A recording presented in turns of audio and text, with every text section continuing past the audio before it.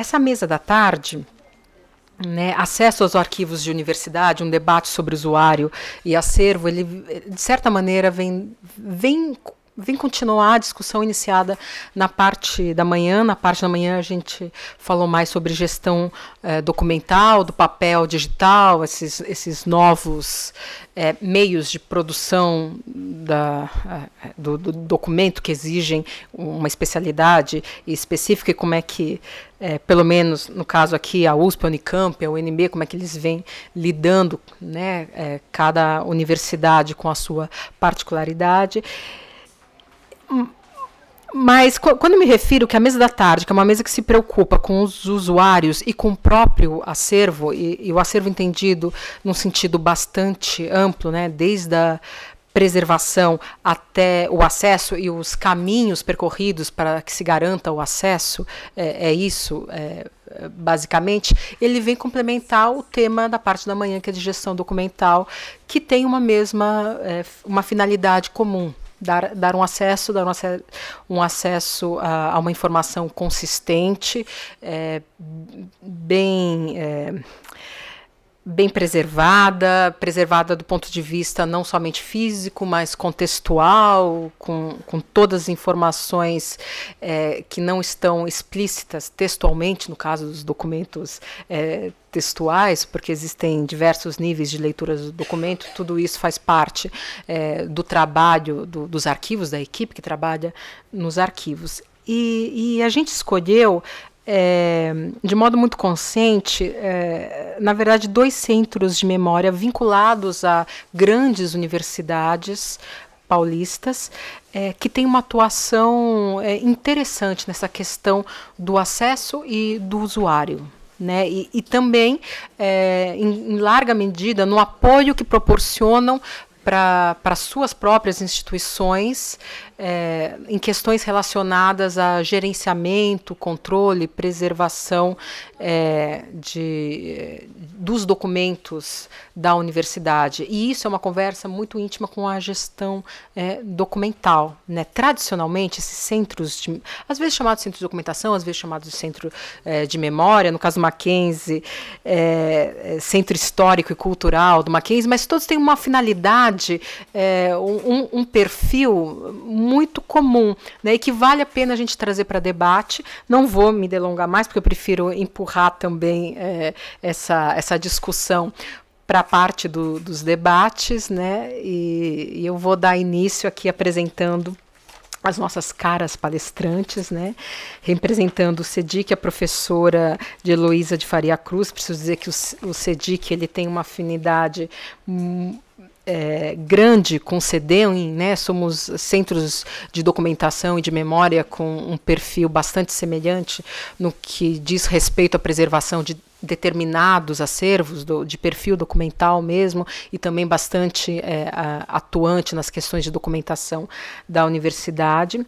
A professora de Heloísa de Faria Cruz, eu sempre fico tímida na hora que eu apresento as biografias, porque a gente pega do Lattes e a gente sabe que a vida, a carreira da pessoa é muito maior que isso, que aquilo não representa. Então, perdão, professora Heloísa, perdão a todos os convidados, mas a gente precisa fazer um pequeno recorte ali.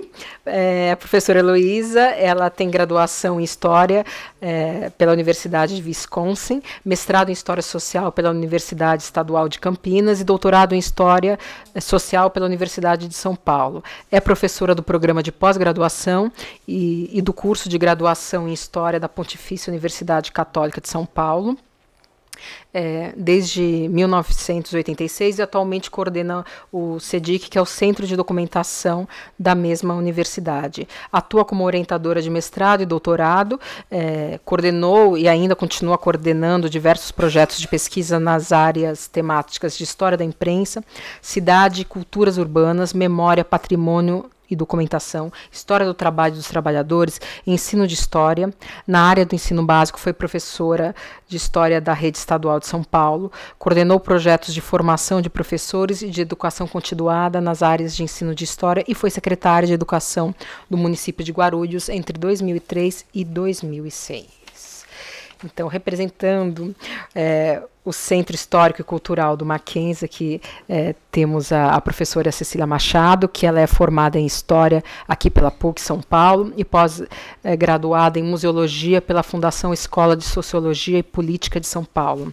É especialista em História da Arte e em História da Indumentária. Trabalha com memória institucional há mais de 25 anos, exerceu atividades como historiadora e como museóloga em diversas instituições públicas e privadas.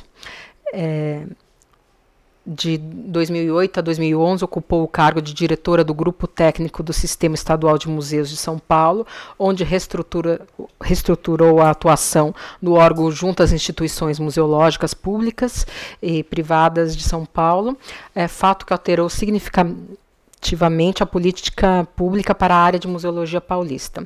Atuou ainda junto ao IBRAM, né, o Instituto Brasileiro de Museus, na elaboração do Estatuto de Museus, sendo responsável pelo mapeamento e diagnóstico das instituições museológicas do Estado de São Paulo. Desde julho de 2015, é responsável pela requalificação do Centro Histórico e Cultural do Mackenzie, onde desenvolve a gestão dos acervos arquivísticos e museológicos da instituição centenária. Desde julho de 2017, exerce a função de museóloga no Museu Catavento Espaço Cultural de Ciência, e juntamente com a professora Cecília, vai apresentar todo esse trabalho bonito desenvolvido pelo Mackenzie, a Karina de Barros, que ela é graduada em Design pela Faculdade de Comunicação e Design Oswaldo Cruz e técnica em Museologia pela ETEC Parque da Juventude. Trabalha como analista do acervo do Centro Histórico e Cultural Mackenzie, onde é responsável pela organização, conservação e difusão de acervos. E sem mais delongas, eu chamo à mesa a professora Heloísa para que inicie sua apresentação. Muito obrigada. Boa tarde, é um prazer. Primeira coisa, agradecer o convite do CEDEM, na pessoa da Sônia, dizer, né, do prazer em estar aqui.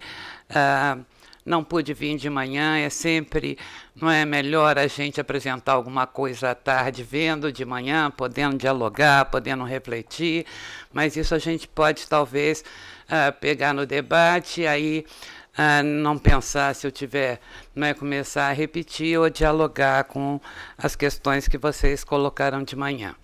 Né? E eu acho importante, eu vou marcar aqui, tentar para mim não extrapolar o que eu prometi, aí de 20 a 30 minutos, mas dizer para vocês que é sempre bom a gente estar, não é, conversando entre nós sobre nossos trabalhos, particularmente, eu coordeno o CEDIC atualmente há 8 anos.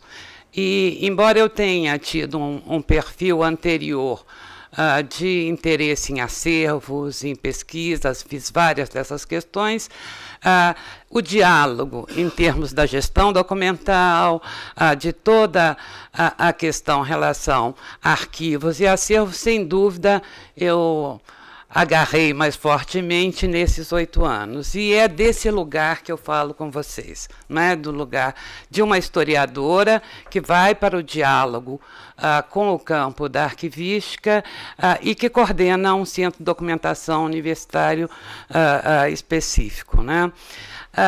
Começando esse nosso papo sobre, não é, o acesso aos arquivos universitários, esse diálogo entre o acervo e o usuário, isso é uma coisa que a gente lida do nosso cotidiano todo santo dia, não é, dos nossos atendimentos, em qualquer dinâmica da universidade, mas é alguma coisa que a gente, no geral, tem uma reflexão pouco sistematizada. Né? A gente muitas vezes conversa sobre partes disso. O que faziam com os acervos, o que é usuário, mas e nesse sentido eu achei muito interessante a gente estar discutindo mais claramente sobre essas questões. A minha fala sobre essa questão, ela vem, não é, de uma experiência de um centro de documentação universitário, portanto, não do arquivo universitário, e aí a gente vai discutir, não é, essa interface, esse diálogo. Então, desse centro em específico, que é o CEDIC, na PUC, que a gente vai conversar sobre ele, mas também da experiência com vários, né, o contato com vários centros de documentação pelo Brasil afora, nas diversas universidades federais, estaduais, e particulares também, comunitárias, em vários espaços. Então, um pouco o que eu vou propor para a gente, não é, pensar é a partir dessa experiência e pensando no centro de documentação mais centrado no CEDIC. Então, na fala do CEDIC, eu vou ser bastante, o que é o CEDIC, bastante sintética, depois que a gente, não é? O CEDIC se caracteriza como um centro de documentação, ele vem, não é, se colocando da PUC São Paulo, é criado em 1980, portanto, nós atualmente temos aí quase 40 anos, não é, de existência, e ele veio numa evolução de uma coisa que era um centro de informação lá atrás, para hoje se constituir no centro de documentação. Não chega à memória ainda, a gente às vezes pega, mas é um centro de documentação da universidade. E ele hoje, institucionalmente, ele é ligado à Pró-Reitoria de Relações Comunitárias e Culturais e é tido como um serviço cultural na PUC. Essa inserção, ela foi um caminho. Não é? Ele iniciou-se como um centro ligado a um grupo de pesquisa, depois ao próprio departamento de História, e ele evoluiu para essa questão da universidade. E o acervo que ele tem, usuário, não é, que ele atende, acompanhou um pouco essa trajetória. Daí, eu acho que a primeira questão, não é, que essa experiência me dá e que eu acho que traz, não é, para a nossa discussão, e que eu acho que a Sônia começou a colocar, é justamente pensar o centro de documentação versus arquivo universitário. Tá? Como é que é esse nosso espaço? Afinal, quem somos nós? Primeiro, pensar que centros de documentação são diversos, né? Os centros de documentações universitários, estou falando, eles são diversos e têm inserções muito diversas. São centros ligados. A maioria não é, tem sua criação, a sua dinâmica de início ligado a grupos de pesquisa, a uma área temática, a um programa de pós-graduação, e muitas vezes esses centros ficam lá embutidos em alguns nichos da universidade. Não é? Seja na área de humanas, seja na área de exatas, de história da ciência, eles ficam em alguns setores ligados a pesquisadores específicos, ligados a grupos de pesquisa. Então, eles têm uma diferença muito grande nessa inserção institucional. Não é por isso que eu digo que essa inserção, que eu acho que o CEDEM tem, o CEDIC tem, o do Mackenzie tem, ele já evoluiu para uma coisa que a universidade o reconheceu. Não é? E reconheceu como esse serviço, esse espaço de documentação da universidade. A maioria dos centros não são reconhecidos na estrutura institucional como um espaço de documentação da universidade. Isso é uma questão para a gente, não é, discutir. E esse centro, eles têm, não é, como eles são importantes para esse acesso e esse usuário. Primeiro, eu acho que a grande parte, né, eles reúnem parte significativa e disponibilizam do patrimônio documental que se encontra sob a custódia da universidade. Ele não se confunde com o arquivo universitário, mas ele reúne uma documentação, não é, desse patrimônio documental. Não é? E que patrimônio é esse? Que geralmente ele reúne, tem diferenças, não é? Primeiro, todos os acervos, né? Todos não.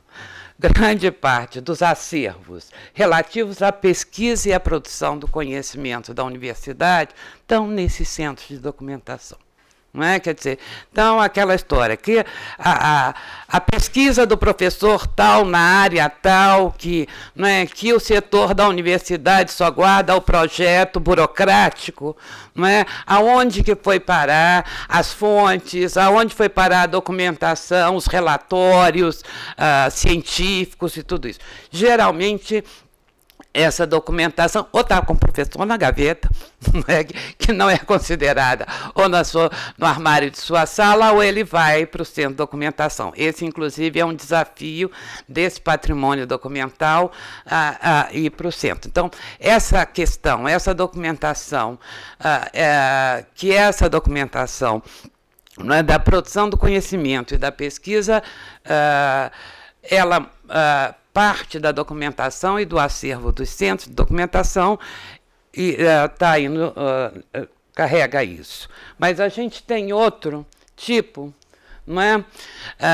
Esses centros também têm nos seus acervos grande parte acervos privados e da sociedade civil, que são patrimônio social, não é, que se transformaram e estão sob custódia das universidades. Então, o CEDIC, o CEDEM, por exemplo, é um exemplo, não é, disso, que detém acervos sociais, acervos civis, acervos particulares, que estão sob custódia.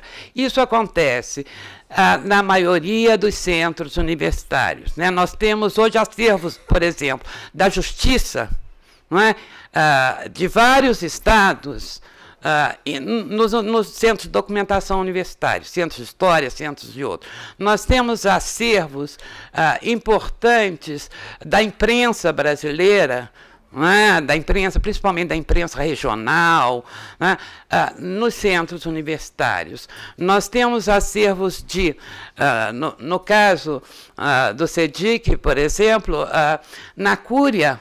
No acervo da Cúria, você encontra muito mais o documento das instâncias institucionais, não é, que tem uma edição, mas os acervos de movimentos religiosos de leigo, eles estão no centro de documentação. Então, acho que o centro de documentação tem esse patrimônio que não é, né, o patrimônio documental, que não é produzido, não é originário, não é da universidade, mas está sob sua custódia. E, portanto, não é, se transforma em patrimônio documental da universidade. Não é? E eu acho que o centro de documentação ele tem também essa questão institucional, que são os projetos de documentação e memória da universidade. E aí ele dialoga muito com o arquivo universitário. Não é, com o que é considerado o clássico arquivo universitário das funções. Então, eu acho que em tudo isso, e é isso, não é, que eu acho que para a nossa área é um desafio constante, é a gente pensar como, não é, que os acervos dos centros de documentação se integram à política de arquivos da universidade.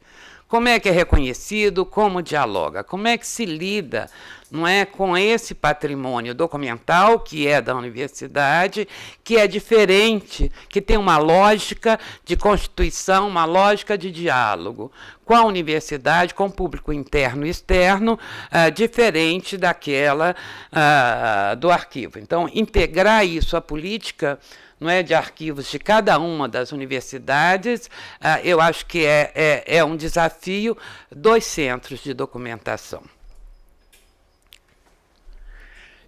E acho que é chover no molhado, mas não basta repetir esses desafios, não é, da aproximação, eu acho, entre o usuário e o acervo. Acho que esse centro de documentação eles têm desafio e trabalham em algumas linhas buscando, não é, esse diálogo e essa aproximação. Acho que essa questão da democratização do acesso mais e mais, não é? Ela vem colocada nesses tempos que a gente está vivendo agora, se coloca mais ainda, não é? Nós estamos aí num período em que já começa muito, né, a necessidade de voltar a procedimentos que a gente teve durante a ditadura, não é, de pensar, e isso não é falta, não é paranoia de coordenador. O pessoal do Ministério Público já está falando da necessidade da gente pegar os acervos que foram mais sensíveis, que foram acumulados no último tempo, e ver como é que a gente consegue não só digitalizar, mas mandar cópias para fora, para que a gente tenha segurança desses acervos. Então, acho que tem aí, e eu acho que a vacina contra isso, a maior vacina contra isso é a democratização do acesso. Porque o que está na mão de todo mundo, que não é segredo para a gente, é mais difícil de você sufocar. Então, acho que, nesse momento, a democratização do acesso para a gente é uma grande, não só um desafio, mas talvez uma vacina. Então, aí eu coloquei algumas questões, não é, que sempre nos desafiam nesse diálogo com o usuário, nessa democratização. Primeiro, é esse conhecimento sempre renovado de quem é nosso usuário. Não é? Então, acho que para a gente democratizar, a gente precisa conhecer o outro lado do balcão, a gente precisa ver quais são as demandas e como lidar com elas. Mas esse usuário, porque o acervo fica lá, mas as demandas se renovam, não é? Elas mudam, elas se transformam. Então, sempre é esse conhecimento renovado e como é que a gente pode, não é, caminhar nele. Segundo, não é, o que a Sônia já estava colocando aqui, quer dizer, como é que o nosso trabalho de tratamento documental, a elaboração das referências sobre nossos conjuntos documentais, ele também se coloca em diálogo com essas demandas e com a questão da difusão. Não é? Eu acho que, e aí justamente vem a historiadora que fala, eu fico ali no meio, né? Quer dizer, muitas vezes o pesquisador, o usuário, ele tem uma visão, muitas vezes, que procura muito mais um acesso temático, não é? Tem caminhos de entrada e de busca que não são os caminhos técnicos e teóricos usados na área da arquivística. Né? Então, eu sou daquelas que digo, olha, dialogando com os procedimentos, nossos procedimentos, e como eles foram, não é, desenvolvidos, de que forma a gente coloca esses procedimentos para dialogar com a necessidade do usuário. E eu acho que aí nosso trabalho de contextualização, ele ainda mais, ele cresce, não é? O dar a conhecer, não é? O dar a conhecer, não é? Quer dizer, o histórico, não é, do acervo, o histórico de sua criação, formação, por dentro e por fora, é extremamente importante. Eu acho que hoje, inclusive com nosso caminho na questão dos acervos virtuais, mais e mais, não é, nosso diálogo com o usuário, ele é mediado, não é, por plataformas, e daí a importância, não é, desse trabalho, não é, que aproxime nosso tratamento dos acervos com as demandas do usuário. Não é? Isso é uma questão que eu acho que coloca para a gente uma discussão de um maior, não é, um maior aprofundamento a cada momento do que é nosso trabalho de contextualização de acervo, para que ele chegue a uma referência, não é, que dialogue com essas necessidades. a abertura de canais de comunicação com usuários, e aí, é claro, nós hoje estamos, Facebook, não é as nossas várias plataformas, mas também como nossos instrumentos de referência dialogam não é, com o usuário. Como é que a gente atende às demandas, mas também mostra possibilidades do nosso acervo, não é, ao usuário. Eu acho que tem essa coisa ativa também do Centro de Documentação nesse diálogo com o usuário. Claro, aí vem a eficiência dos nossos serviços prestados no dia a dia desse atendimento, seja ele um atendimento à distância, seja ele um atendimento físico, e aí, é claro, depende das nossas condições, que as nossas universidades nos dão em cada momento, e a gente está brigando com isso. E, por fim, eu acho que como é que a gente organiza e dá a ver repositórios digitais hoje, claramente, hoje o usuário ele pensa que o acervo está lá, não é? A ideia do usuário hoje, principalmente das gerações, não é, que vem dos cursos de graduação, dos pesquisadores, hoje eles a pesquisa para chegar à pesquisa, não é, a física no centro de documentação é um espaço, não é? Eles abrem o computador, botam no Google e aí está lá. Não é tudo o que eles precisam da documentação, para fazer a pesquisa sem arredar um pé de casa. Então, como é que a gente dialoga com isso no nosso ritmo, nas nossas necessidades e com essa coisa louca, não é, de acesso ao Google, onde aparece um documento aqui, outro lá, você tem uma imagem aqui, de vez em quando você vê aqui uma imagem, 2 documentos do fundo tal, está lá perdido, não é, no meio do Google, sem a mínima contextualização. Ou seja, não é só como é que você lida com compor, não é, aumentar a velocidade do nosso trabalho para fazer uma disponibilização digital e virtual que não contextualizada, que tenha sentido, e como é que você dialoga com essa realidade, não é, que a gente tem hoje já na rede mundial, que é a dispersão e a não contextualização, não é, das fontes documentais e das fontes, e estão lá, as fontes dos acervos universitários estão lá, sem dúvida. Quanto tempo eu tenho, hein? Só para mim. Eu aqui perdi um pouco a minha... Uns 10 minutos. Tá. Então, assim, eu vou passar mais depressa agora. Essa é a nossa página, não é, do CEDIC, que pode ser acessada, não vou acessá-la agora. E um pouco, essa é uma página que a gente fez, eu acho que uns 3 anos atrás. Por exemplo, agora nós estamos no processo todo de modificação dessa página, porque a página tem que caber, tem que dar acesso no celular, ela tem que ser trilíngue, ela tem que, não é? Então nós estamos mudando todo esse, não é, esse espaço, mas está lá ainda, nós estamos nesse processo.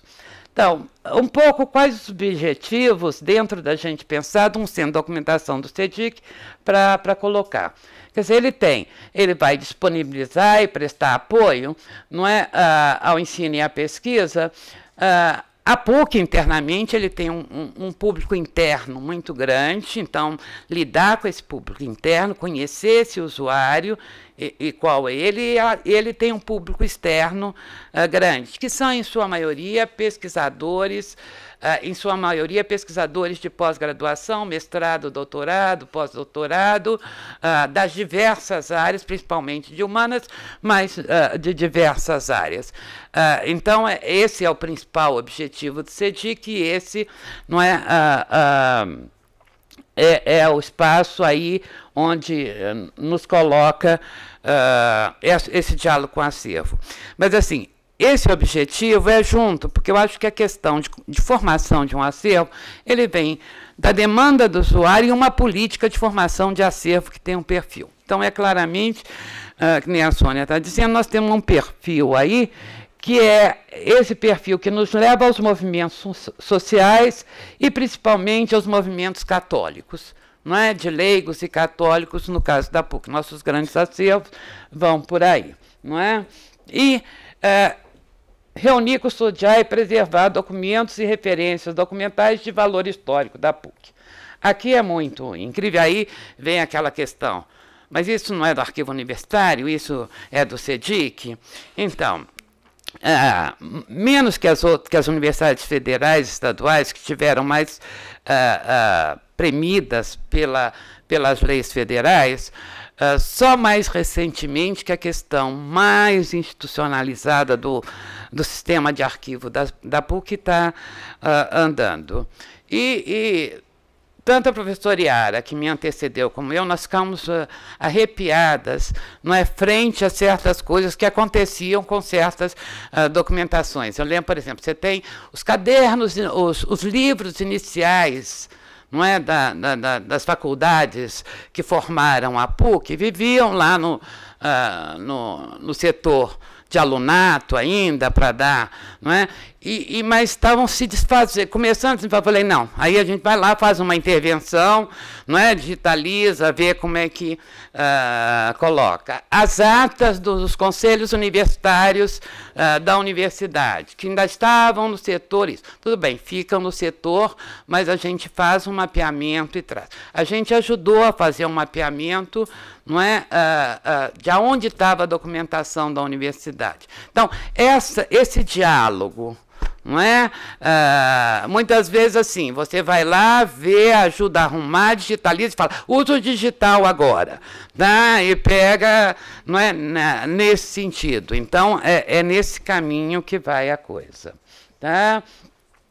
Então, eu acho que isso aqui vamos para frente, só para dar uma ideia para vocês. Nós hoje lidamos com, no acervo, 20 fundos de arquivos, mais de 70 coleções, né, são aproximadamente 900 mil a 1 milhão de documentos, originados na PUC, em movimentos sociais católicos, operários, rurais, estudantis e de educação. Tá? Esse é nosso, nós temos acervos aí importantes, principalmente dessa área de católicos e leigos, mas também outros. Temos uma hemeroteca de principalmente periódicos alternativos e uma biblioteca de apoio. Um pouco eu vou passar nisso aqui, era uma ideia. Esses são os fundos de ação católica, que são nossos principais fundos, não é, da ação católica brasileira, GIC, GEC, o Fundo Clamor, que é patrimônio da humanidade, os movimentos de educação popular, nós temos, não é, temos esse diálogo, por exemplo, com o arquivo da universidade, o setor de comunicação institucional da universidade vinha guardando as suas fotos e em condições de guardar. Então, hoje, por exemplo, nós temos nós temos todo o acervo de fotografias da Divisão de Comunicação Institucional, da PUC, não é ela mesmo. O acervo da Comissão da Verdade, não é, que atuou nos últimos 3 anos, ele já foi se constituindo diretamente para o CEDIC. As coleções temáticas, mulheres, movimento de bairro, movimento de favelas, movimento punk, os periódicos alternativos. Nós nos organizamos nesses 5 programas, tá? Tratamento documental, conservação e repografia, um programa de história oral, o programa Memória PUC e um programa de apoio à pesquisa, difusão e intercâmbio, que na verdade é o primeiro, eu deixei por último, porque é o que mais interessa a gente aqui. Tá, então, como é que a gente trabalha, né? Eu acho que repete um pouco aquelas questões que eu coloquei, esse diálogo entre usuário e acervo, seja o diálogo via internet, via telefone, via e-mail, via Facebook, via físico, via grupos que a gente faz, mas ver formas de sempre estar com diálogo dinâmico. A reelaboração contínua, essa questão, por exemplo, sempre de uma descrição, não é, que se torne mais clara da documentação para o usuário, isso é uma coisa que eu bato muito, não é? Toda vez quando eu entro, eu falo, isso aqui, ó, fulano não vai entender. não é? Fulano não, isso não dá a dimensão do que é essa documentação, não é? Às vezes desburocratizar um pouco a nossa descrição, não é isso que eu chamo. Então, tem uma coisa também que é a divulgação do acervo e a mobilização para a pesquisa. Eu acho que é um pouco isso que o CEDEM faz, o que a gente faz é pensar, não é isso? E a abertura desses novos canais, não é, com o usuário. Só para vocês terem uma ideia, a gente atende em média, não é, 600 anuais, a virtual à distância, atendimentos de grupos de 10 a 12, não é, grupos anuais, imagens, supervisão de estágio e cursos, não é? Atuamos em apoio a projetos de documentação e memória da universidade, isso é um diálogo para dentro. Nós, por exemplo, ajudamos no Centro de Memória Tuca, que é extremamente importante como patrimônio da universidade, mas em outros projetos, não é? A história da psicologia dentro da universidade. Então, aí você vai lá, o pessoal tem uma documentação enorme, desde sempre, como é que a gente faz com isso? É nesse sentido. E apoio a outros setores da universidade, como eu estava dizendo para vocês. Bom, eu acho que, para encerrar, vamos ver alguns desafios e como é que a gente tem enfrentado esse desafio.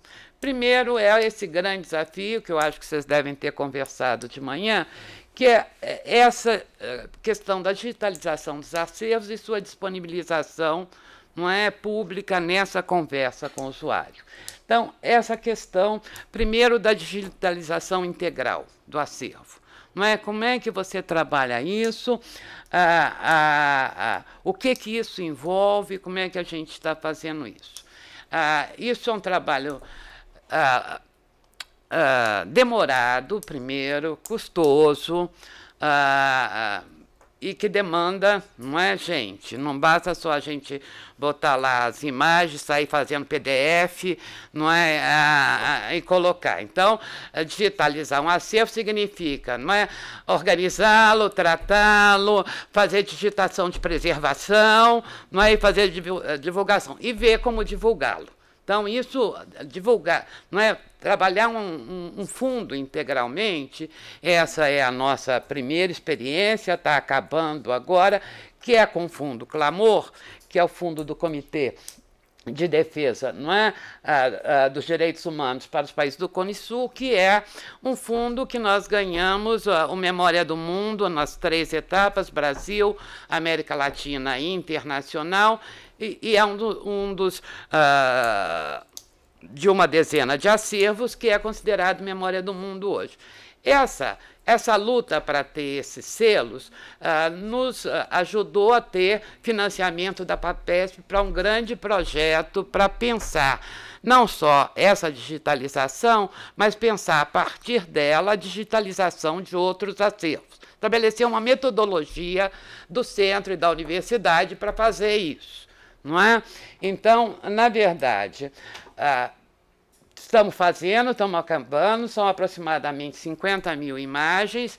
A ideia é a gente disponibilizar no DSpace, isso é uma condição da universidade, nós, não é, tem uns problemas aí, mas você lida com essa questão, que é, não é, as plataformas que as universidades usam. E, na verdade, a grande desafio foi esse, né? Não dá para botar o acervo inteiro agora na sua disponibilidade, mas quais são as séries fundantes? De que forma, não é, a gente trabalha esse acervo? Então, esse é o projeto atualmente, que nós tivemos gente, a FAPESP financiou, nós pudemos comprar, não é, materiais, e a gente está dando, e com isso a gente está constituindo uma metodologia, não é, de não só digitalização, mas de disponibilização e de conversa, não é, com o usuário a partir disso. Então, esse é aí o que nós estamos. Mas, enquanto a gente não consegue fazer tudo, nós estamos trabalhando com outras metodologias, que é essa que a gente chama de mostras virtuais. Tá? Não, a gente não dá, não são acessos integrais, mas no início a gente pensou essa amostra digitais, que são exposições virtuais, que têm hospedagem permanente no nosso site e na universidade, que são constituídas a partir de temas ou fundos de arquivo, coleções ou periódicos. Tá? Elas, no início, nós pensamos essas mostras mais como mobilização do usuário, mobilização da pesquisa, como aquela, estamos dando um gostinho, vê, nos procura, não é? Então, essa, por exemplo, Anistia e Direitos Humanos, nós trabalhamos só com os cartazes, não é? Memórias da PUC, o Jornal por Andubas, que há muito tempo nós trabalhamos com as capas, tá? E aí, o que a gente conseguiu, esse Memória da PUC, entre o ver e o ser visto, nós pegamos as coleções, não é, inusitadas, fotografias não conhecidas da PUC para lidar com isso. Mas no Memórias da Educação, a gente já trabalhou com outra sistemática. A gente não só pediu profissionais que lidaram com esses acervos para escrever sobre eles, profissionais não arquivistas, na maioria, mas assim, gente que pesquisou, usuário que pesquisou, que escrevesse sobre eles, então nós damos acesso, não é, a isso, mas também colocamos várias séries inteiras, não é, inteiras nessa mostra virtual. Por exemplo, no Memórias de Educação, nós pusemos uma quantidade de roteiro de aulas radiofônicas do MEB. Lá, então, pesquisador, então isso aumentou enormemente a consulta ao acervo do movimento de educação de base. Então, essa é uma que todo mundo entra pelo site. Outra é isso que a gente está fazendo aqui, que é chamar o usuário, o produtor. No nosso caso, aí no caso do CEDEM também, quer dizer, muitas vezes o grupo gestor, a instituição está por aí. Não é? Então, assim, fazer seminários onde você tenha temas que envolvam o acervo, porque você os grupos geradores desse acervo, que falam de ações geradores desse acervo, como esse acervo foi montado, assim como pesquisadores que estão, não é, lidando com esse acervo, nesse diálogo, então. Então, aí, muitos, vocês verem, um sobre o clamor também, outro essa coisa do acesso que nós tivemos lá, a questão dos movimentos educacionais, o Memória PUC, que foi mais para o público interno, e as violações de direitos humanos, que foi o trabalho junto com o Brasil Nunca Mais, que a gente trabalhou também. Então, é esse, gente, o trabalho, não é? Que a gente faz lá e as questões, não é, em acesso ao usuário. Para terminar, eu acho que é isso aí. Eu acho que é alguma coisa que parece muito simples para a gente, que a gente dialoga pouco, que a gente faz isso todo dia. E, na verdade, eu acho que é o nosso grande desafio. É o maior desafio, é esse, como o usuário nos vê e como nós chegamos a ele. Né? E como é que se dá, então, a democratização do acesso. Acho que a gente pode conversar sobre isso depois. Tá? Obrigadão.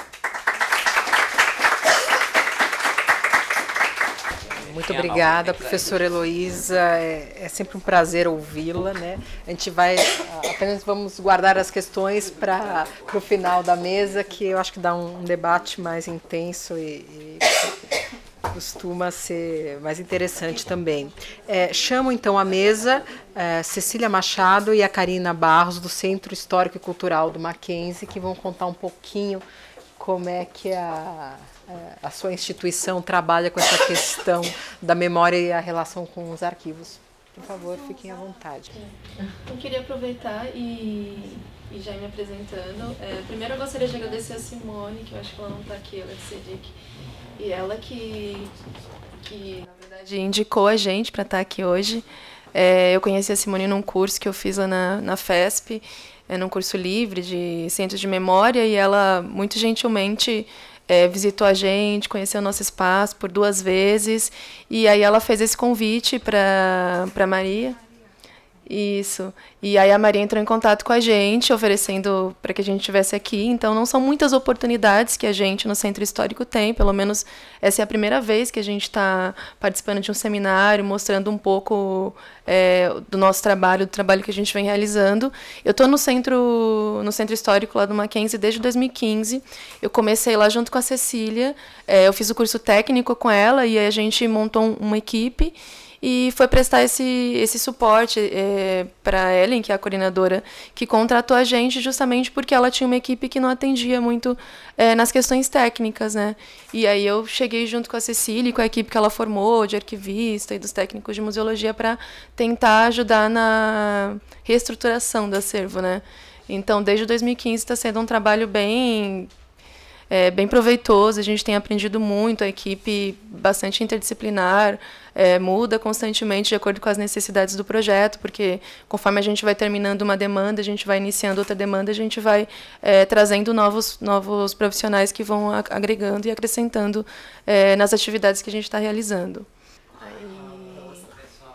A gente tem aí uma foto do prédio. A gente tem uma foto do prédio do Centro Histórico. Aí mais para frente eu vou falar direitinho da localização dele. Pode encostar. Pode passar. Que daí Bem, então, sobre a criação do Centro Histórico, ele existe desde 1997, ele foi concebido pela Administração Geral do Instituto Presbiteriano Mackenzie, com um projeto do museólogo Fausto Santos, e foi também validado pelo Conselho Deliberativo lá do Mackenzie e o Conselho Curatorial, que são bastante importantes lá na instituição. E aí eu copiei aqui um trecho, porque isso foi publicado nesse relatório de 1997, então um trecho que fala um pouco sobre a finalidade, né? Em função da necessidade fundamental de manter viva a memória do Mackenzie, perpetuando os momentos significativos de sua existência, registrar os fatos e feitos não apenas de indivíduos, mas de toda a comunidade ligada à instituição, fazendo a ligação do passado ao presente, estabelecendo uma projeção para o futuro. Então, essa é uma das principais finalidades do Centro de Memória, nosso Centro de Memória, e a gente tenta trabalhar as atividades que voltem para essas questões, que resgatem essas questões. E aí, se for pensar num organograma, então o Centro de Memória está dentro de uma coordenadoria de arte e cultura, que, por sua vez, está dentro da Pró-Reitoria de Extensão e Educação Continuada da Universidade.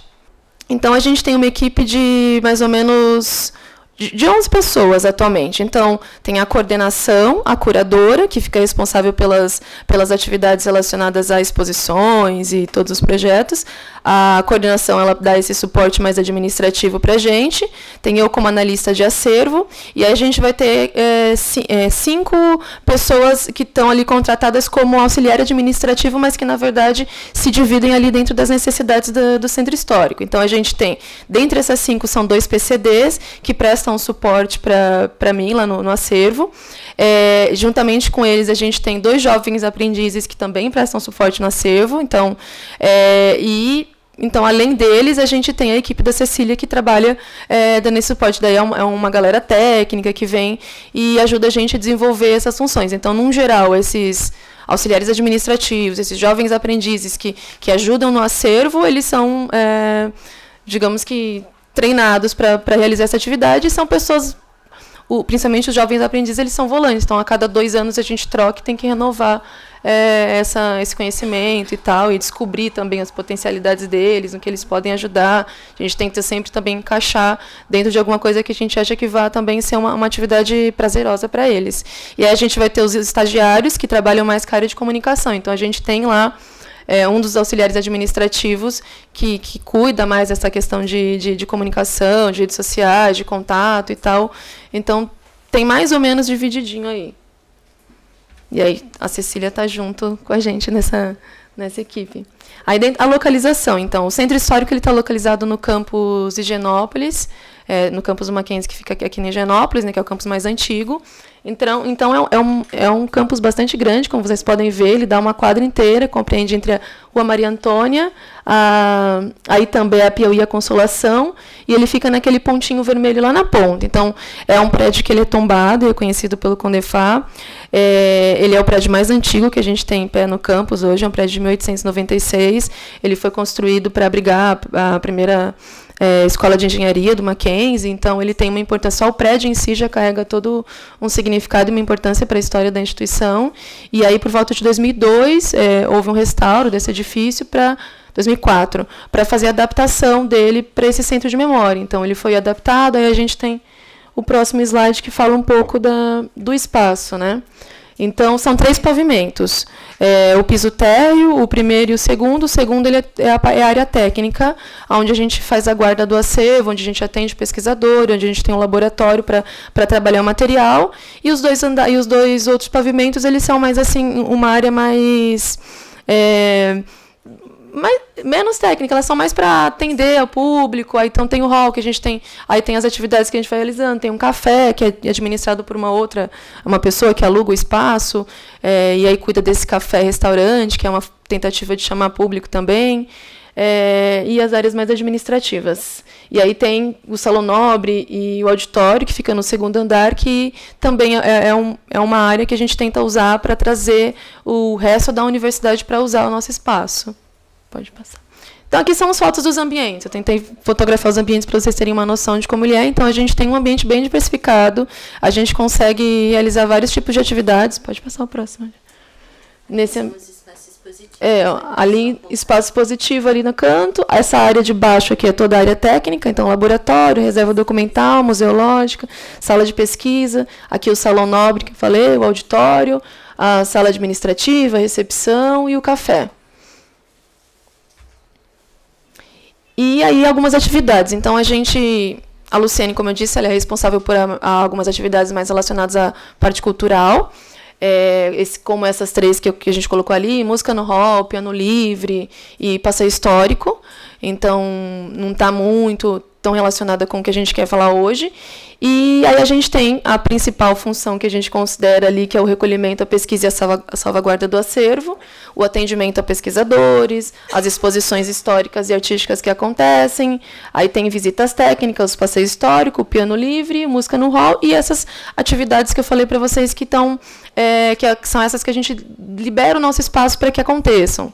Tem lançamento de livro, tem reuniões, tem palestras, então a gente tenta fazer com que a universidade usufrua desse espaço também e, de alguma forma, traga um público para conhecer, porque, como vocês viram, o campus ele é muito grande. Tem gente que estuda lá por 4 anos e não tem acesso ao centro histórico, não chega a conhecer e nem saber da existência do centro histórico, mesmo a gente tendo redes sociais, mesmo a gente tendo uma página, tendo um espacinho lá na página da universidade, tem gente, conheço professores que às vezes relatam que, nossa, eu estou aqui há 10 anos e não sabia muito bem o que tinha aí dentro. Então, apesar de estarmos lá e ter toda essa... A gente acha que divulga bem e tal, mas parece que não chega ainda, a galera ainda não está chegando para a gente. E aí, então, um pouco sobre o nosso acervo. Então, a gente tem esse conceito de assentos de memória, sobre acervos híbridos, né? Os acervos de centros de memória possuem uma natureza híbrida, que muitas vezes não se enquadram na definição estrita de documento de arquivo, porém alguns documentos não típicos de arquivo, como prospectos, convites, filipetas e folders, podem ajudar a contar a história da instituição, e a sua incorporação ao acervo não só se justifica, como tem sido uma política adotada por arquivistas renomados de diversos centros de documentação. Então, a gente usou como base a Camargo porque falava exatamente o que a gente tinha lá de acervo. Então, a gente tem realmente esse acervo completamente híbrido. Ele é composto a gente divide ele em 3 áreas, que são os bibliográficos, os arquivísticos e os museológicos. Os museológicos, eles são ali os objetos, em sua maioria tridimensional. Os arquivísticos, a gente divide eles em gráficos textuais, iconográficos, audiovisuais e fonográficos. E os bibliográficos, a gente tem, então, ali uma herança que a gente doou da biblioteca, que é a nossa biblioteca de obras raras, que foi, digamos que, os primeiros livros que constituíram o acervo da biblioteca do Mackenzie. E aí tá agora sob nossa guarda, a gente tem um projeto com ele de digitalização e acesso e tal. E aí a gente tem também um acervo doado pelo engenheiro Roberto Zúculo, que parte dele está no Cabo Sul, que é uma grande parte, é uma parte que a gente ainda não tem fôlego para processar, a gente está tentando fôlego e verba para conseguir processar esse material. E a gente tem uma outra parte que está lá, que é bem pequenininha, uma biblioteca, que daí constitui a nosso acervo bibliográfico, e mais a nossa biblioteca de referência também, que a gente encaixa lá dentro. E aí, em números, então, a gente tem uma média de quase 115 mil, 114 mil documentos. Então, a nossa maior massa ali está dentro dos arquivísticos, né? Então, as fotografias, os documentos, relatórios, atas, são o maior volume, fichas de aluno, tem uma quantidade grande. E aí, dividindo agora, depois com essa última organização do acervo museológico, ele já conseguiu estar bem próximo do acervo bibliográfico. Então, eles estão aí entre os outros quase que 10%, dividido entre os dois. E o arquivístico, ele de fato é o mais pesquisado também. Vou agradecer também, enfim, a gente partilhou a apresentação, mas eu gostaria muito de agradecer o convite para estar aqui. Eu, Cecília Machado, museóloga, presto serviços no Mackenzie com uma missão específica, que foi organizar essa documentação, essa massa documental, que a gente vai falar um pouco da metodologia que foi usada.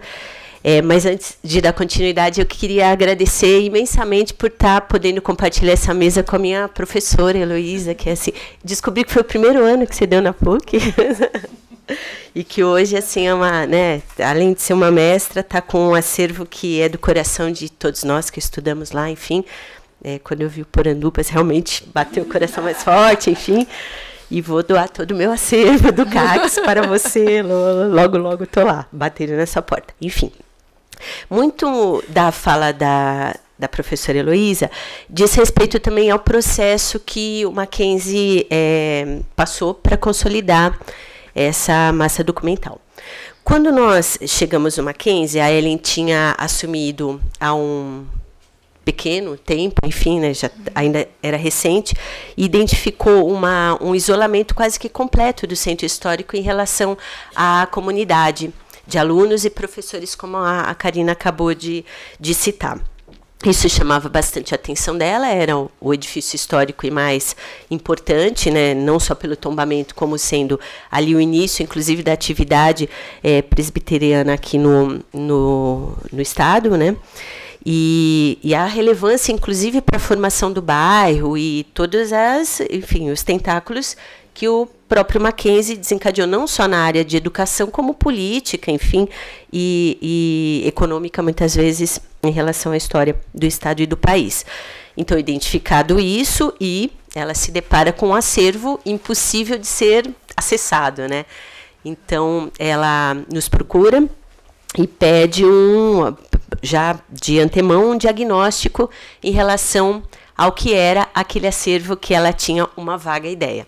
Ela sabia que tinha objetos, tinham muitos documentos, e de que maneira esses documentos estavam mapeados. Ela chamava, naquele momento, de catalogados.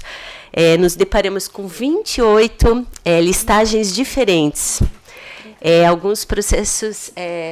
38 planilhas e 56, exatamente, 56 tabelas e 38 planilhas, é verdade. E elas, assim, algumas, era interessante isso, né? Eram fruto de projetos contratados pela instituição. Então, a gente tem ali nomes, até renomes, de pessoas importantes que estabeleceram uma metodologia, só que essa metodologia não foi continuada minimamente. Tem uma das planilhas, né, que é interessante, ela vai até a página 19, impecável. Então, é um arquivista que está fazendo. A página 20 tem 2 campos preenchidos de 48. Assim, a página seguinte mesmo, literalmente. E aí a gente se perde num volume absurdo de informações. Claro que quando a gente estabeleceu esse diagnóstico, a gente tinha uma perspectiva bastante otimista. Sim. Ela já tinha ela tinha planos, né, e apresentou relatórios consistentes naquele momento de números, de processos classificatórios, quando a gente se deparou com nada disso é verdadeiro. Assim, vamos ter que começar do zero. E a gente nunca parte disso, né? Como museólogo, inclusive, quando a gente se depara com esse tipo... Primeiro, assim, o convite ser feito por uma museóloga, né, para uma museóloga, quando eu me deparo com a realidade, precisamos de um arquivista, com urgência. Então, nos ampara nessa missão, que aí ficou insana, né? Porque era um andar inteiro, centenas de caixas empilhadas, né? E sem procedência, nenhum processo identificado, nem de recolhimento, nem de nada. Quem fez isso, quem pegou isso, quando isso foi formado, nenhuma, e nada mesmo. Partimos do zero, praticamente. Essas planilhas todas, enfim, e tabelas foram completamente desprezadas, porque elas não ofereciam nenhuma segurança, inclusive de parâmetros. Foi interessante isso. Então, a Joana, nossa heroína naquele momento, começa a orientar a equipe, que eram de 5 técnicos em museologia, a Karina é desse grupo inicial, chegamos a ter 8 em função do volume. Nós tínhamos 3 meses para o diagnóstico e depois 6 meses para uma catalogação completa. Aí a Joana já pronto falou assim, não, a gente se compromete em dar um mapeamento e uma metodologia para ser aplicada. E, então, em contrapartida disso, né, como é que a gente faria para que esse público tivesse acesso? Eu acho que, intuitivamente, procuraram um museólogo para dialogar pela questão, primeiro, da maneira como eles identificavam aquele edifício, né? É um edifício que teria que trabalhar com difusão desses acervos. Identificar o acervo era uma etapa, mas como fazer com que o público, né, de modo geral, e aí eles também têm, enfim, tinham, né, pretensão, e isso se consolida, de transformar esse acervo num diálogo público, né?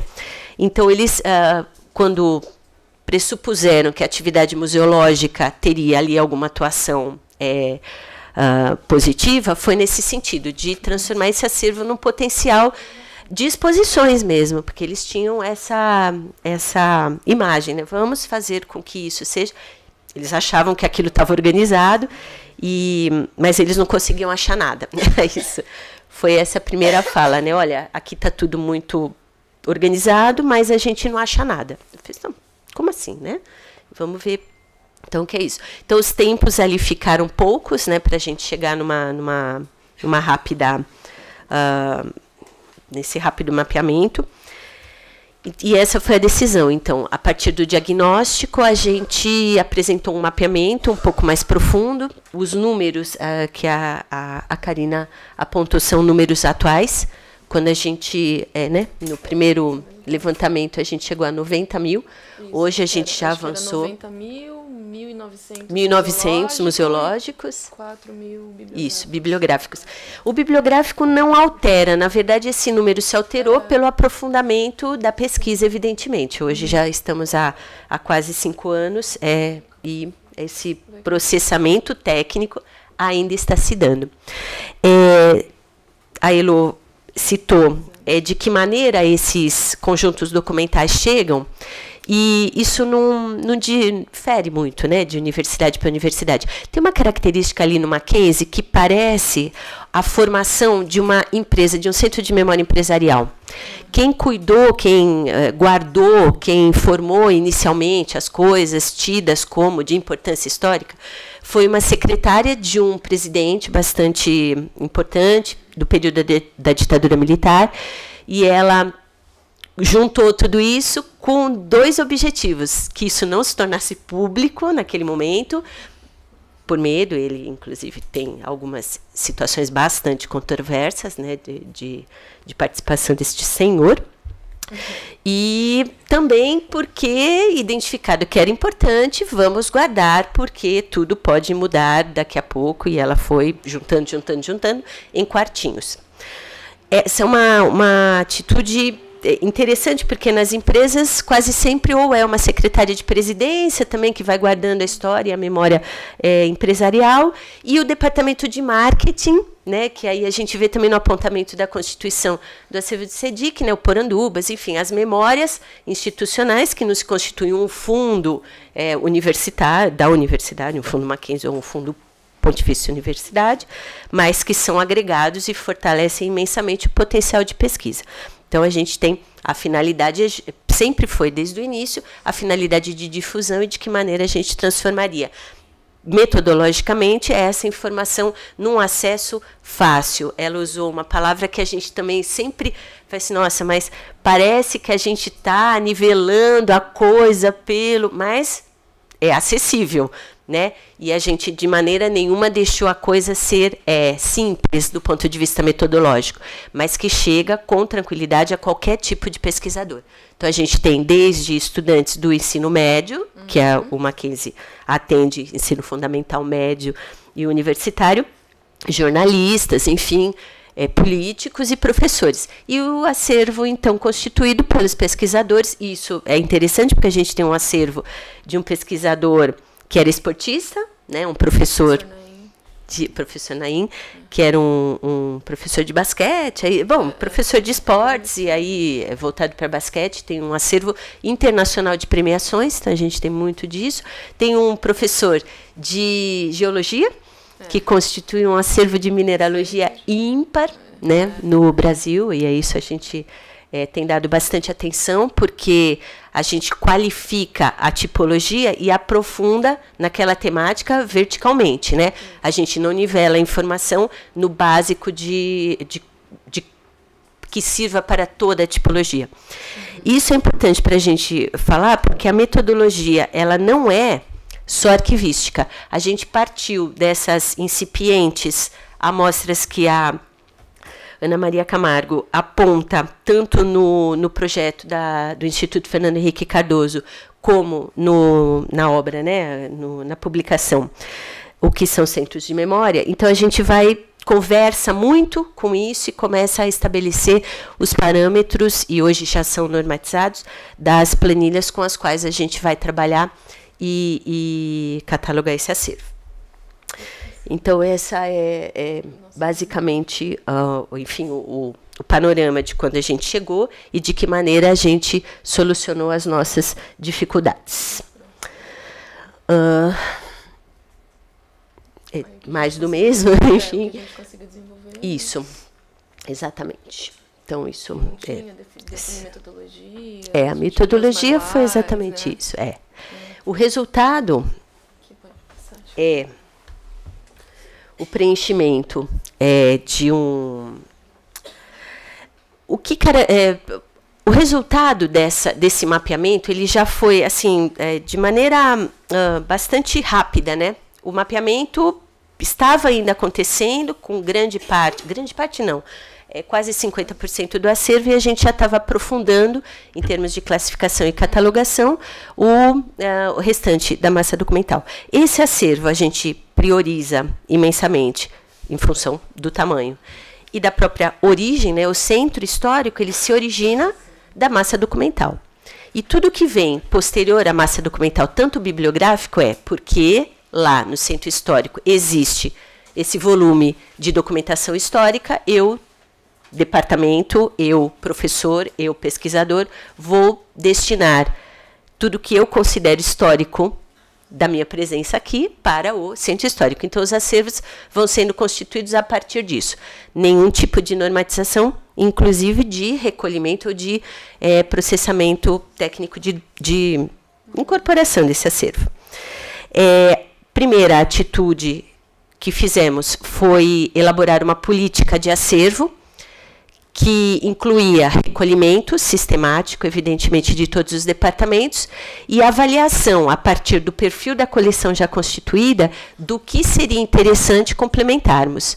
E as doações, elas se dão diariamente, quase, né? Então, tem professor, tem ex-aluno, tem departamento que procura e doa.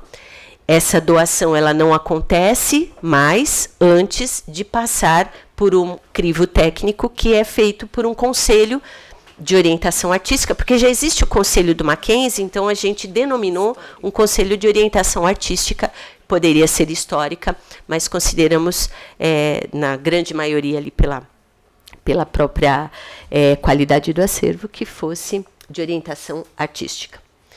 E o processamento, eu já expliquei um pouco, eles foram sendo colocados numa planilha que tem hoje 78 campos. Isso é um pouco da presença da transdisciplinariedade dentro de um acervo que consideramos híbridos, porque permeia as três áreas, né? Enfim, biblioteconomia, arquivologia e museologia. E toda e qualquer ação relativa a esse acervo, a gente considera que seja, inclusive para a segurança do próprio, divulgada. Então, a meta de toda essa qualidade de informações é difusão, acesso público. E a gente procura, desde que chegamos, ferramentas que ampliem esse acesso. As exposições saem de eixos de pesquisa, enfim, mas o acervo torna-se disponível desde o momento em que a gente entra ali. E consideramos que a comunicação e a difusão desse acervo é uma possibilidade, a melhor possibilidade de segurança e manutenção. Eles podem até queimar, né, Elo? Mas a informação tem que ser assegurada para as futuras gerações. E eles têm sido queimados com frequência ultimamente. Então, para que serve, né, esse sistema de documentação para a gente? É preservação, difusão, pesquisa e acesso público. Desculpa, isso aqui eu não me dou muito bem com isso. Então, essas áreas que são comuns, né, tanto a museologia quanto a arquivologia, quanto a biblioteconomia, elas parecem até ser, né, um eixo direcionador que nos facilita a interface entre as três áreas, e foi por aí mesmo que a gente seguiu.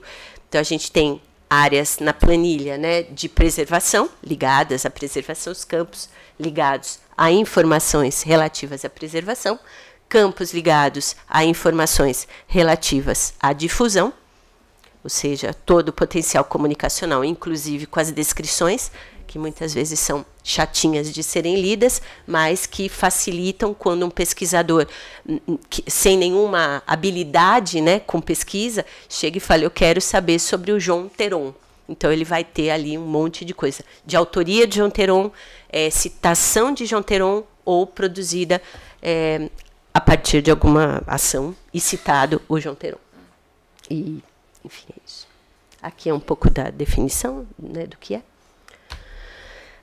Então, a gestão e a política de acervo, que é um pouco o escopo, não foge em quase nada do que já foi citado aqui, tanto pelo Elo quanto na parte da manhã. A gestão e a política de acervo, ela tem como princípio básico justamente a garantia do acesso à informação. Então, a gente tem gasta-se muito tempo, né, e muito recurso para que a gente consiga garantir simplesmente o acesso público. A gente não produz nada para que fique guardado institucionalmente para poucos ou para uma casta seleta, né? E estamos dentro de uma universidade, e nós aqui, nós lá, nós todos, né? E temos que garantir que esse acesso realmente seja efetivo e eficiente, né? Qualquer tipo de restrição, ainda mais no momento que a gente vive, me parece absolutamente na contramão do que a gente deseja e resiste, né, para que isso aconteça, inclusive lá no Mackenzie. E o projeto, então, a finalidade máxima dele é justamente garantir a migração para um sistema robusto que rode né, pela internet e com as possibilidades de acesso o mais abrangentes possíveis. Então, esse sistema tem que ser robusto, porque lá no Mackenzie existem inúmeras bibliotecas que utilizam, enfim, o acervo bibliográfico do Mackenzie como um todo é monumental, imenso. São dezenas de bibliotecas de grande porte, né?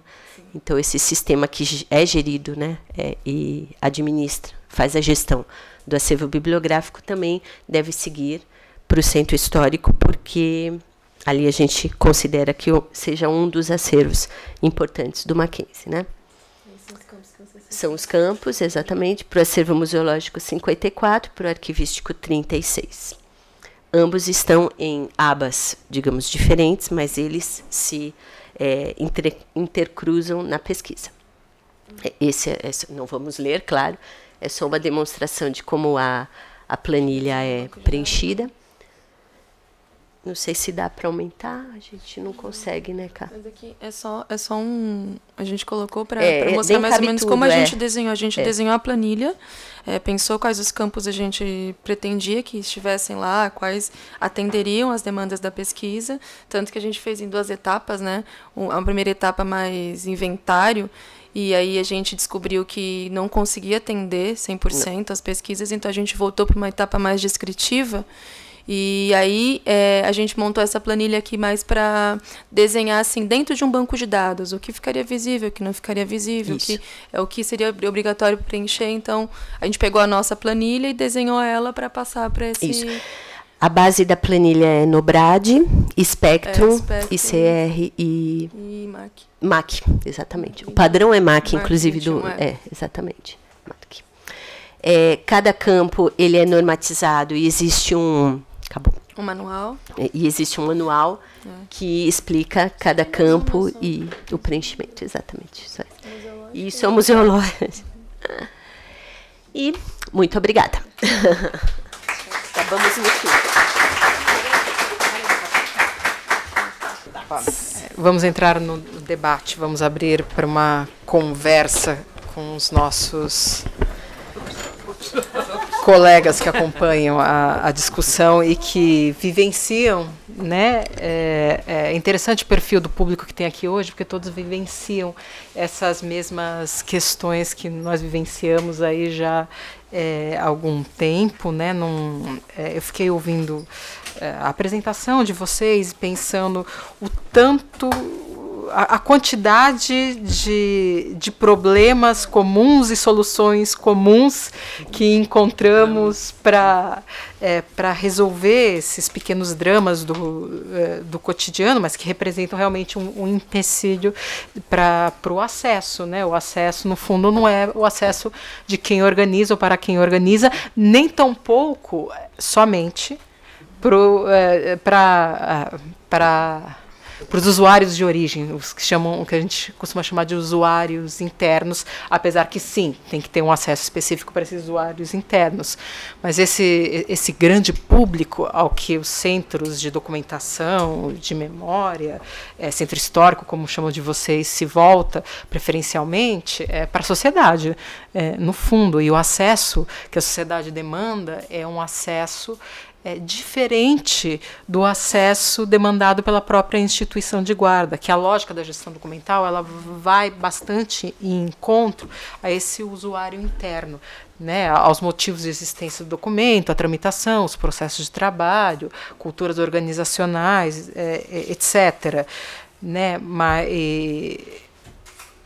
e eu estou tentando lembrar em que momento é considerada a sociedade como um todo no processo de gestão documental. Não é que não seja considerado.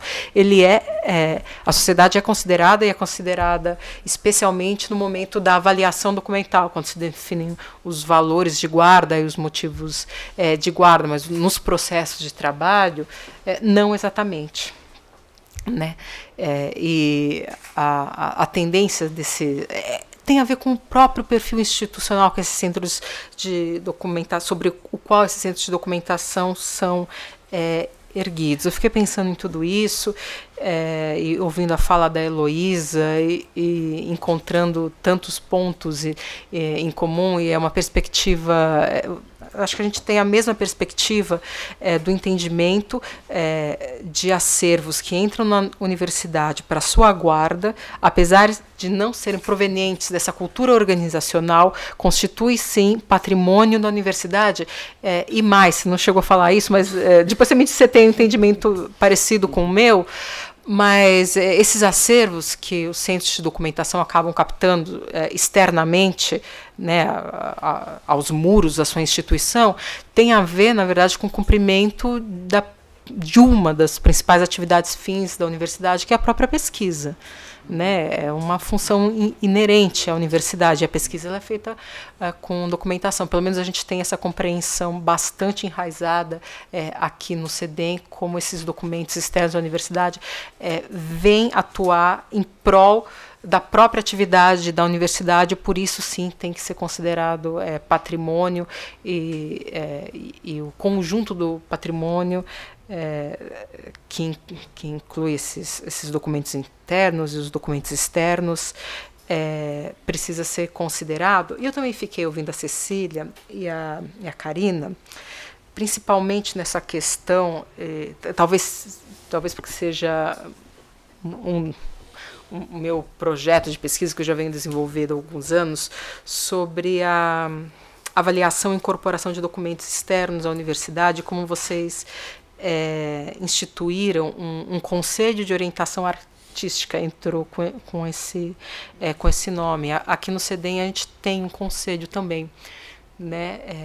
Conselho do CEDEM, só isso. É o nome do conselho, mas dentro do conselho do CEDEM foi estabelecido uma política de aquisição de acervos e desenvolvimento de coleções por causa do perfil de centros de memória, o desenvolvimento de coleções, não por causa do perfil arquivístico que o CEDEM tem. E passado aí alguns anos, eu identifico aqui internamente como um divisor de águas sobre avaliação documental e sobre manutenção do perfil da instituição.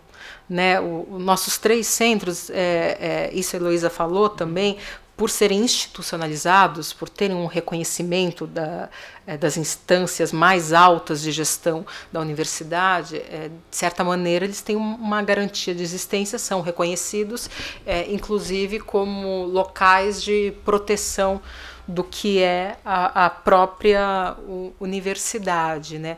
Mas quando o acervo ele é muito aberto, corre o risco, em diversos momentos, a gente presencia isso em diversas, não só universidades, mas em diversas instituições, uma mistura entre o que é documento que pertence a centro de memória, o que é documento que pertence a arquivo, existe lá um intercâmbio, porque às vezes é mais fácil, leva para lá, afinal ali, né? E não é bem assim, né? Essas políticas de acervo, elas acabam delineando bem o perfil da instituição. Eu gostaria de ouvir da Heloísa se no CEDIC, como é que vocês lidam com essa questão da avaliação, ou como acontece a pressão para cuidar de um arquivo total da universidade, sendo que não é bem essa a missão institucional, apoiar sim, acompanhar, desenvolver trabalhos conjuntos, mas o centro de documentação não pode substituir o que é um próprio arquivo, seria um desvio de função, né, da própria instituição. Então eu queria ouvir isso um pouco no CEDIC e um pouco de vocês lá no Mackenzie, como é que isso vem acontecendo nos últimos anos, e na sequência eu já abro para o público fazer as suas perguntas. Obrigada. Tá bom. Então, eu acho que é uma experiência, eu estava vendo aqui Cecília e Karina falando, eu acho que a experiência da relação do Centro de Documentação com a universidade, com o público interno e com o sistema de arquivo da universidade, a sua Constituição, isso é uma coisa nova, né, para a gente, aí, não é, 20 anos. Você renova, as demandas da universidade são muito incríveis, né? Você renova todo o tempo a definição de onde são cada, né, a função institucional, a função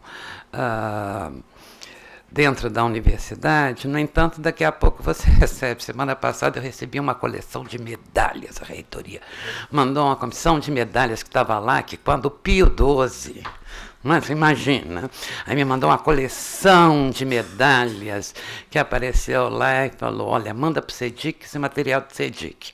Eu peguei a caixa e mandei um bilhetinho de volta. Falei, isso não é material de CEDIC. Da onde é, eu não sei. Não é? Mas vocês têm. Isso não é material de CEDIC. Então, eu acho que está todo.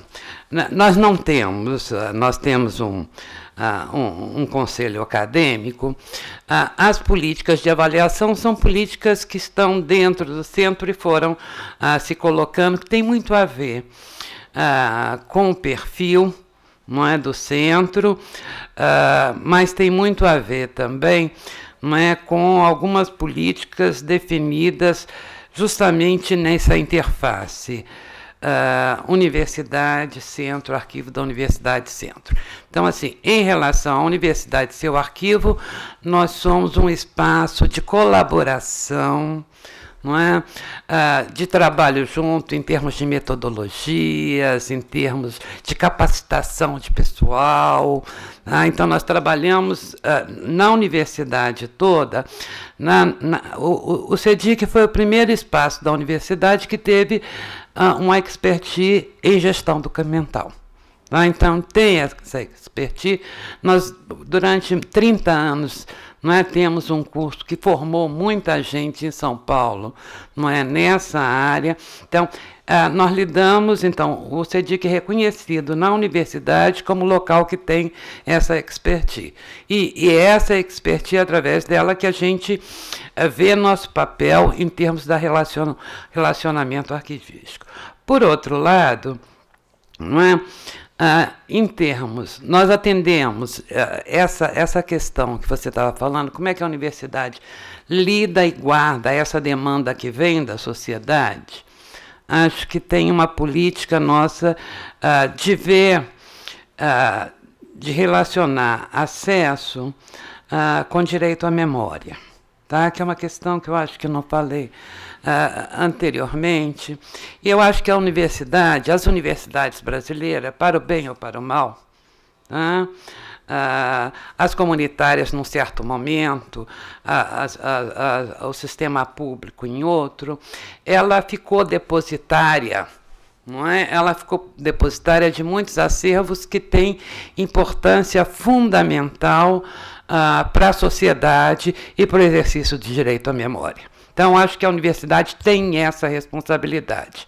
Não necessariamente devia ser corretamente aí, mas foi assim historicamente. Não é aquela história, quer dizer, hoje muito parte dos arquivos históricos de vários estados, ou da documentação histórica de vários estados, está nos institutos históricos. Essa foi a formação. Não é? Mas estão cada vez mais recolhendo os arquivos municipais, mas principalmente as universidades. Não é? Quando a justiça começa a queimar em certos estados ou descartar seus acervos, a universidade vai lá e recolhe. Então, assim, vai e volta. Eu acho que, no caso do CEDIC, nós temos a dimensão. Agora mesmo, ontem, a paróquia do São Geraldo ali fechou todo o sistema assistência social. O padre estava lá desesperado. O que eu faço? Não é? Vou lá. A instituição não deu. Então, eu tenho um fundo que eu recebi do Comitê de Defesa dos Direitos Humanos de Osasco, um fundo preciosíssimo, que eu fiquei 3 anos com a Prefeitura de Osasco falando, esse acervo é de vocês. E o acervo estava correndo perigo. Tem a ver, porque estava lá na igreja, não é de Osasco. Eu trouxe para mim. Não é? Isso é dentro de uma política. Que tipo de acervo? Nós temos, claro, que tipo de acervo que venha dado pelo nosso perfil. Não é? Um perfil que é dado, por um lado, por essa volta, não é, de movimentos, e pelo perfil das linhas de pesquisa da universidade. Né, fortemente, linha de pesquisa em humanas, fortemente, né, delimitada a cada momento pelos programas de pós-graduação e pelo Conselho de Ensino e Pesquisa. Então, a cada 2 anos de avaliação, dos relatórios de avaliação, a gente senta e vê se essas linhas estão renovadas, de que forma. Mas esse é a nossa... Não sei se eu te respondi. Né?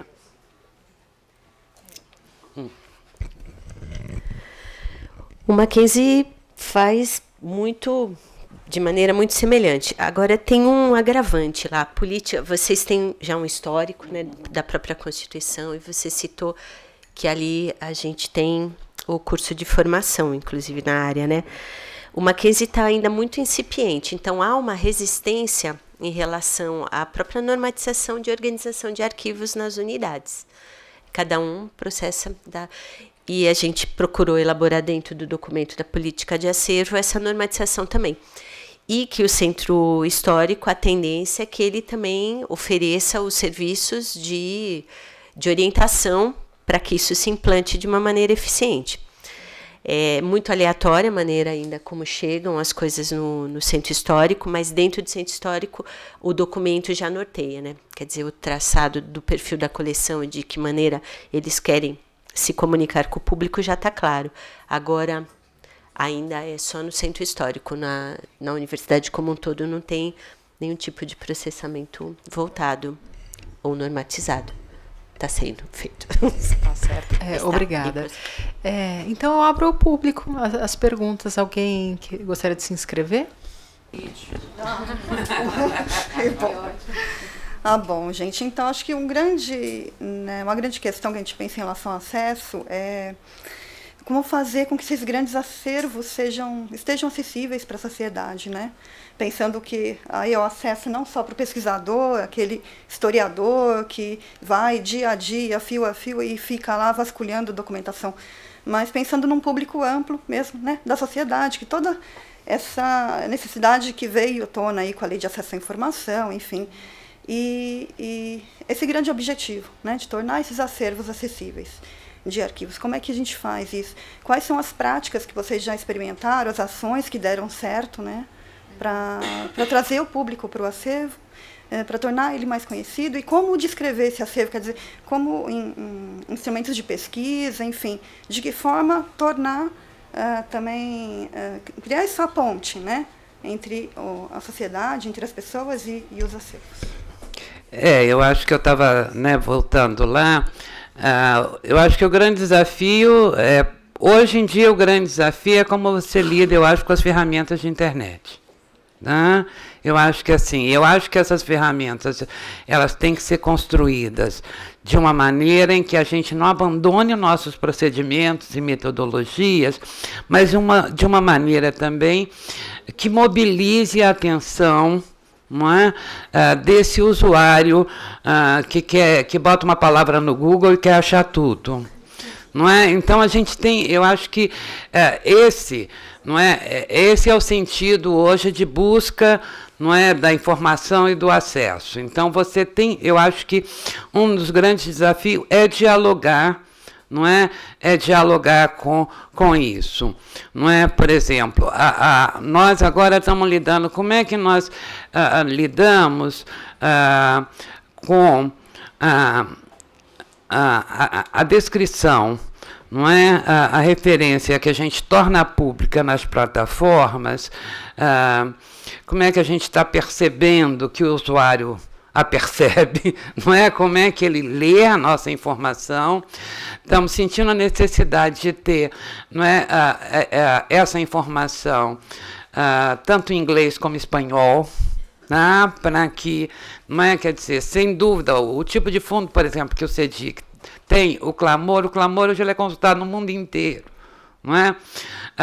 Então você tem necessidade, embora sejam muitos brasilianistas, pesquisadores, mas também você tem o clamor, por exemplo, nós tivemos muitas demandas, coisa que é muito comum na Argentina, ou no Uruguai, nós tivemos muita demanda jurídica, não é, do usuário, que não é usuário pesquisador, mas aquele usuário que é prova e demanda, não é, para entrar com processo judicial, processo de reparação, anistia e várias outras questões. Então, nós tivemos lidando com esse usuário também. Você tem uma demanda da própria, não é, da própria universidade, que aí é uma demanda, muitas vezes, que ela chega. Esse público interno, por exemplo, a gente tem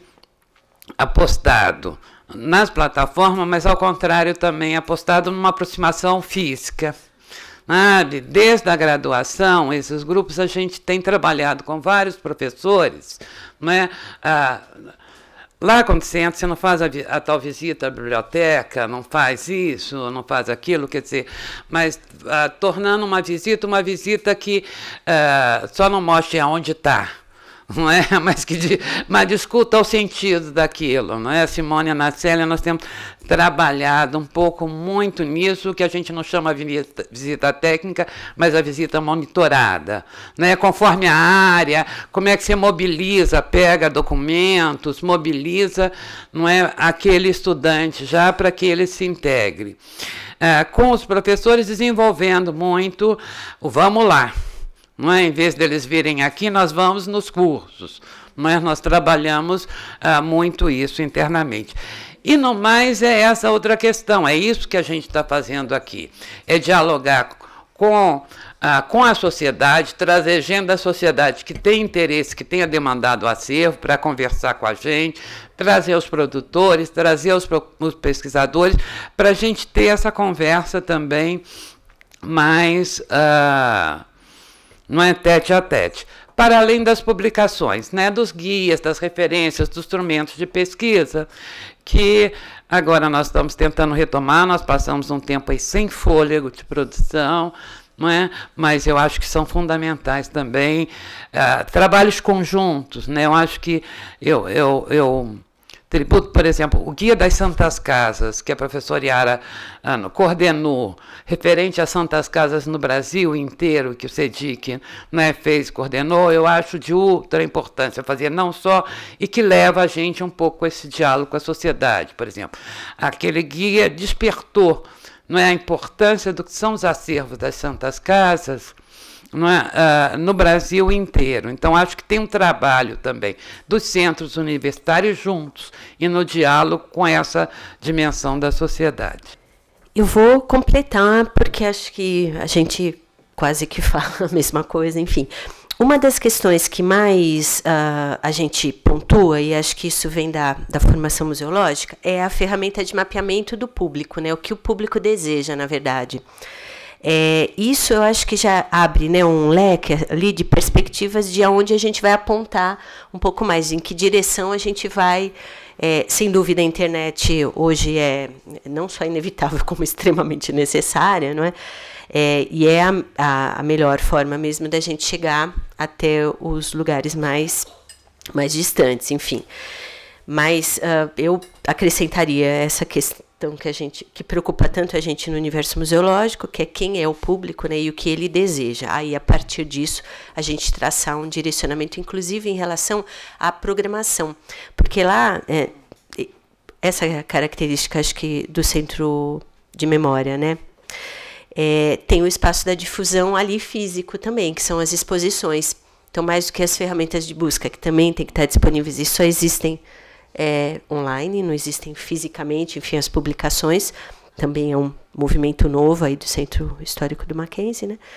A gente tem as exposições que dialogam de maneira bem pertinente também com esse raciocínio das linhas de pesquisa que estão sendo desenvolvidas no Centro Histórico. Não são a partir de nenhuma demanda de professor ou de pesquisador. Então, o Centro Histórico desenvolve pesquisa interna a partir de apontamentos que o público traz. Isso é bastante interessante. Tem um serviço educativo, que também norteia bastante. Então, o acolhimento, né? Exatamente. Acho que isso é legal, porque é a área da CA. A gente tem também o acolhimento aos pais, então, acho que são 2 datas no ano. Quando os pais vão, os filhos vão fazer vestibular, a gente promove ali um encontro e faz esse passeio histórico, apresenta o centro histórico. E aí, quando os alunos entram também, a gente tenta fazer esse acolhimento com os alunos também. Então, faz parte ali da programação inicial ali. Os alunos nos cursos, eles sempre reservam um espacinho para a gente ter essa conversa e falar que existe esse espaço. E aí eu acho que as exposições são essas formas que a gente tenta atingir não só o público que já está acostumado a pesquisar, mas essa galera que está chegando ou de fora, e a gente tenta divulgar bastante pelas redes sociais essas atividades de exposição. Quando tem, por exemplo, Jornada do Patrimônio, a gente participa também. E aí a gente vai tentando sempre divulgar e trazer o máximo de público. Até quando pesquisadores vão, a gente tenta fazer olha, a gente tem outras atividades que acontecem aqui, para ver se traz esse pessoal para lá e se de alguma forma eles acabam chegando no acervo. Recentemente a gente teve uma experiência bem legal de uma professora do ensino médio que, numa conversa assim, informal com a curadora, descobriu que a gente tinha lá o livro dos sermões do Padre Antônio Vieira, de 1682, e ela estava trabalhando justamente os sermões com os alunos do primeiro ano. Então ela foi, pesquisou, viu que tinha os trechos que interessavam que eles têm no livro deles, didático. Então a gente fez um encontro, foram acho que 300 e poucos alunos no total. Então foram por turmas, e aí a gente, aqui é o centro histórico, esse é um espaço para pesquisa, vocês podem vir.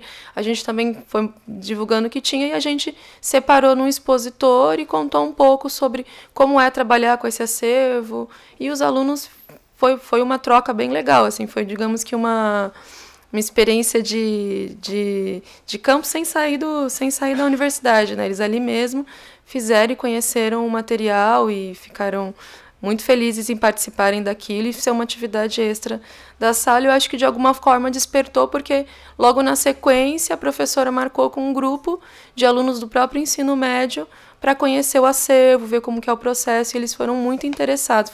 Aí foram uns 20 alunos aí que trabalham lá dentro que fazem esse jornalzinho do ensino médio, e eles foram já muito interessados nessas questões de pesquisa, como faz para você trabalhar lá, qual formação precisa ter. Então, foi uma troca bem legal que a gente fez, e de alguma forma a gente está tentando plantar devagarzinho a semente. Qual é a demanda de pesquisa de vocês? Olha, eu fiz, acho que ontem, por acaso, a gente estava levantando. Ou é online?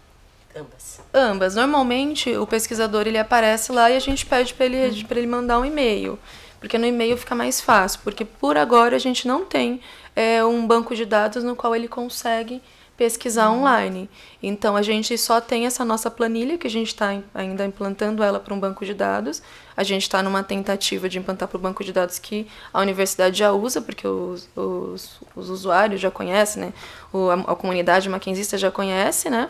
Por enquanto, a gente ainda está sambando com essa implantação, então a gente meio que está atendendo dessa forma. Ele entra em contato por e-mail, falando o tema, data ou personalidade a qual ele procura, e a gente faz a busca. Então, quando ele chega assim, esse primeiro encontro com o pesquisador, normalmente é um bate-papo, porque daí ele preenche uma planilha, uma fichinha, e aí a gente sabe o que tem no acervo e ele sabe o que ele quer. Então, a gente vai fazendo essa troca com ele, e aí a gente vai separando esse material conforme a necessidade da pesquisa, e conforme ele vai pesquisando, ele vai lembrando de alguma... você tem por acaso alguma coisa assim? Porque a gente tem isso de... Os arquivos, eles às vezes falam um pouco mais com a gente, mesmo a gente tendo os campos descritivos, ele não acessa ainda esses campos descritivos. Então, eles estão ajudando mais a gente que está ali na frente do que o pesquisador. Daí acontece assim, por contato por e-mail mesmo. Bom, obrigada. Mais alguma questão a ser posta?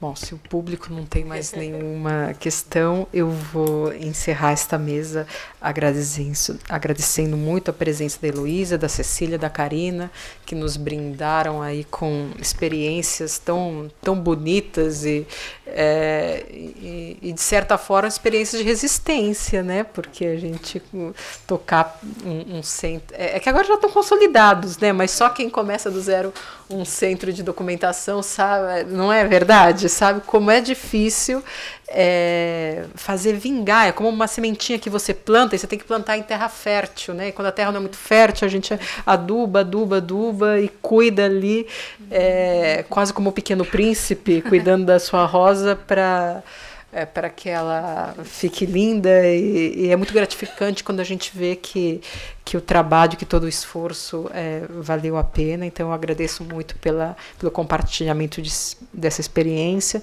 Vou aproveitar a oportunidade para encerrar também este seminário, agradecendo a presença de todos. Temos uma grande porcentagem de público, né, interno da Unesp mesmo. Eles vieram de todos os rincões do estado para compartilhar compartilhar aqui o Seminário de Políticas Públicas em Arquivos de Universidade, mas eu preciso dizer que eles não vieram de uma forma passiva, não. Na verdade, esses nossos agentes da Unesp, eles são muito ativos na preservação da memória institucional, e cada um ali na sua cidade, na sua unidade, cuida da documentação da instituição, e faz com que o arquivo, o grande arquivo da universidade, né? Evidentemente que temos uma rede de arquivo, mas quando eu penso em arquivo eu gosto de pensar na totalidade da instituição. Então são várias peças que acabam compondo o grande quebra-cabeça que é a Unesp em si. Agradeço o esforço de terem vindo tão longe, ao público aqui de São Paulo, que não é Unesp, mas também que veio muito entusiasmado a assistir todas as mesas. Obrigada. Me cabe, é obrigação minha também agradecer todas as pessoas que trabalharam para que esse seminário pudesse acontecer. O seminário ele acontece aqui em parceria da CADA, né, da Comissão de Avaliação de Documentos e Acesso da Unesp, do CEDEM, que é o Centro de Documentação e Memória. Aqui a gente já tem uma compreensão interna, o que é de competência de cada área, mas existe um intercâmbio, uma comunicação muito forte entre o CEDEM e a CADA, e sempre que é possível a gente trabalhar em parceria, o fazemos, porque faz mais sentido, dá mais sentido à preservação do que é o patrimônio universitário, essa integração.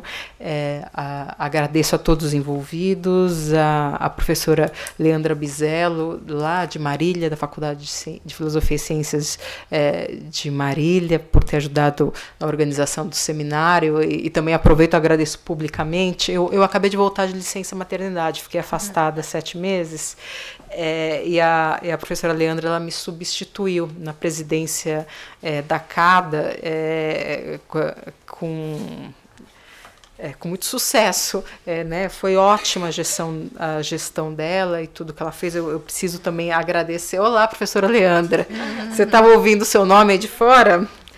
Né? Eu estou fazendo um agradecimento público não só pela sua participação na organização desse seminário, mas pelos meses que você atuou como presidente da CADA. Muito obrigada por tocar toda essa...